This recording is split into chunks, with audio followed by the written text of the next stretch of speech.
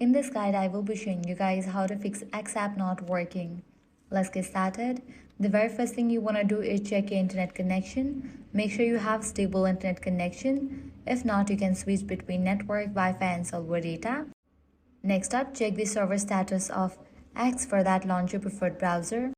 Now search for X server status.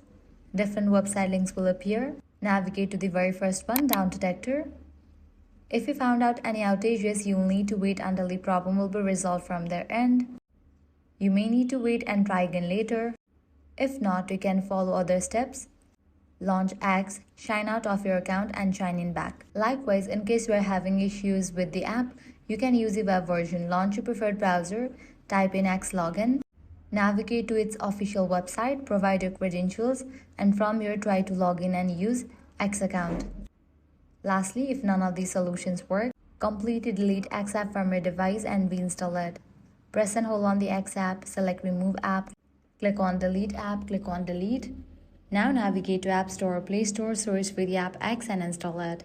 And that's it. With these steps, you'll be good to go. Your X app should work. If this guide helped you out, do not forget to like, share, and subscribe.